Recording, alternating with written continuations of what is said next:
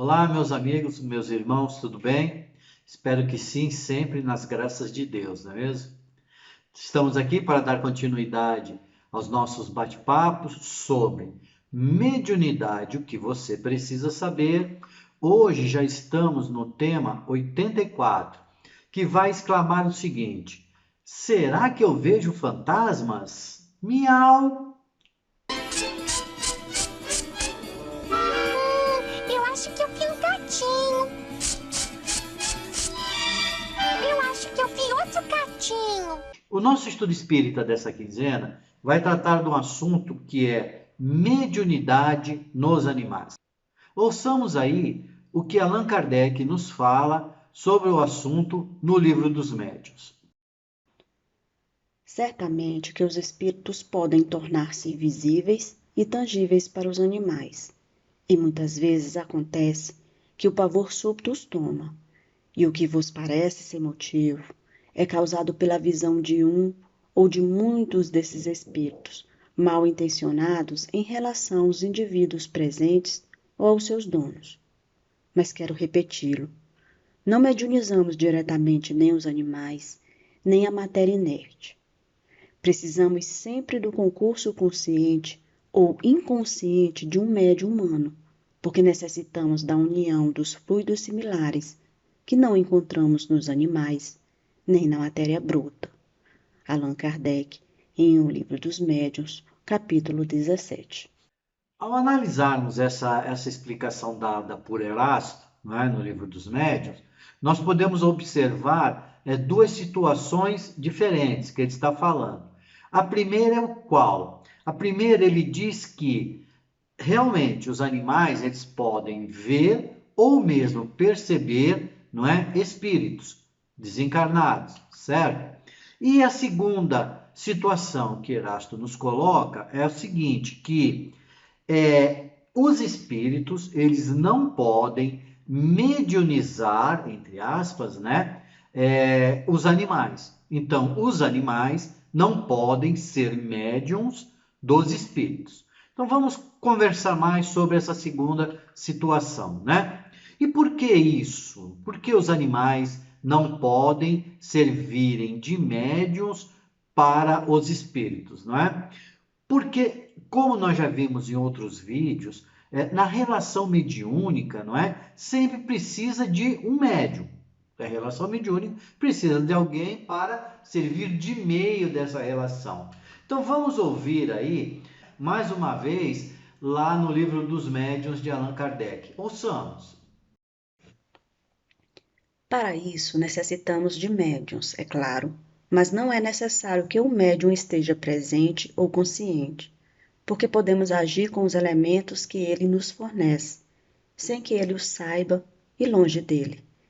Nosso envoltório fluídico, mais imponderável e mais sutil que o mais sutil e imponderável de vossos gases, unindo-se, casando-se, combinando-se com o envoltório fluídico mais animalizado do médium, permite-nos movimentar os móveis e até mesmo quebrá-los em aposentos vazios. Allan Kardec, em O Livro dos Médiuns, capítulo 17. Interessante nessa fala do Erasto é que o médium ele não precisa estar presente, né? É muito legal. Isso é uma outra hora nós vamos falar disso. É um assunto muito bacana. Porém, o que importa é o que ele fala o seguinte, que o espírito comunicante, né, o espírito desencarnado ou encarnado, quando ele vai se comunicar, ele retira do cérebro do médium, né, os elementos que facilitam ou que capacitam o médium a compreender o seu pensamento, ou quer dizer, o pensamento do espírito. Não é? Então, esses elementos que ele retira do cérebro do médium, né, são aqueles que fazem com que o médium traduza para a nossa linguagem aquele pensamento do espírito comunicante. Então fica a pergunta agora, né? O cérebro do animal no cérebro do animal existem esses elementos, né, que permitiriam essa tradução do pensamento do espírito, não é, para a linguagem que a gente conhece? Claro que não, não é? Porque no cérebro do animal, O espírito comunicante, ele não vai encontrar palavras, letras, não é? Conhecimentos, linguagens ou até mesmo signos, para que o espírito possa utilizar, não é? E através desses elementos o animal traduzir, entre aspas, aquilo que ele está dizendo.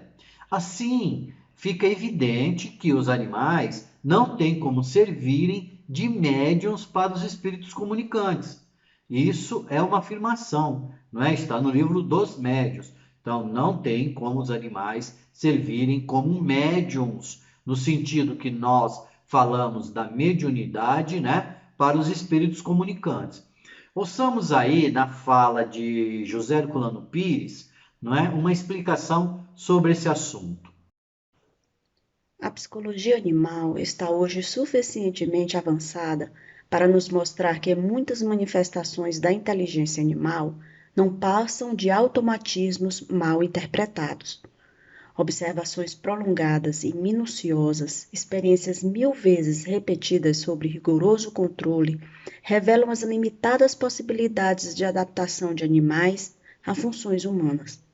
A distância entre o animal e o homem, segundo Kardec, pode ser comparada à distância entre o homem e Deus. José Herculano Pires, em o livro Mediunidade, capítulo 11.